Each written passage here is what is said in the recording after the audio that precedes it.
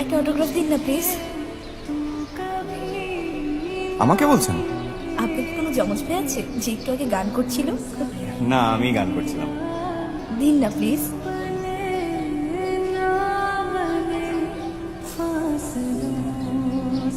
আচ্ছা, আপনার গানগুলো কি ইউটিউবে পাবো? না, আমি তো আসলে শিল্পী না, আমি এমনিই গান গাই আর কি। ফেসবুক আছে আপনার? কেন?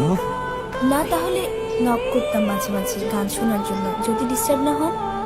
আছি, শ্যামল নামে আছি। আমি অপরাজিতা নামে আছি। আমার ফোনে নেট নেই, একটু রিকোয়েস্ট পাঠানো যাবে?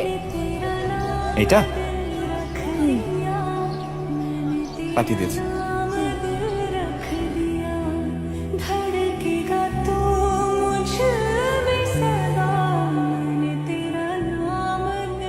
আপনাকে পাঞ্জাবিতে ভালো লাগছে। Thank you. প্রথম পড়লে? হ্যাঁ, নতুন কিনেছি তো। আচ্ছা, তুমি জানো না, আমার খালা লন্ডন থেকে দেশে এসেছে। মা আমাকে আজকে চিরং নিয়ে যাবে। চিরং নিয়ে আমাকে খালাতো বোনের সাথে বিয়ে দিয়ে দিবে। তো এখন হচ্ছে আমাদের বিয়ে করার পারফেক্ট। একজন এতিমখানায় বড় হওয়া মেয়ে কি তোমার মা মেনে নিবে শ্যামল, যার কোনো বাবা মার পরিচয় নেই? আজ থেকে আমি তোমার পরিচয়।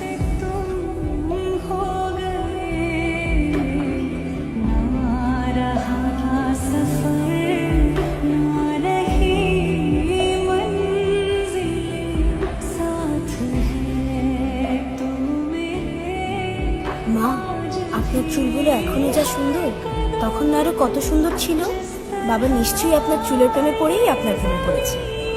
আমাদের সময় তোমাদের যুগে ছেলে মেয়েদের মতো প্রেম এত সস্তা ছিল না। চুল দেখে প্রেমে পড়েছে। চা বানাই মা? অপরাজিতা চা বানানো শিখেছি আমি।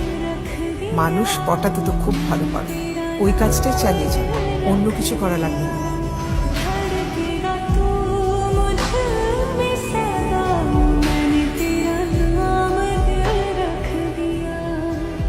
যেই ছেলেকে এক গ্লাস পানি ঢেলে খেতে দিই না, তাকে পাঠিয়েছে বাজারে।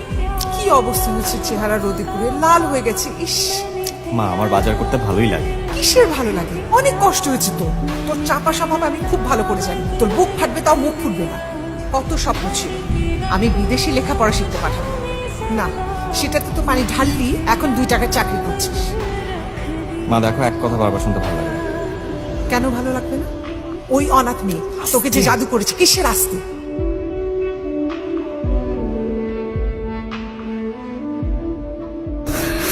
আমাকে ক্ষমা করে দিন, কফিতে বিষ ছিল।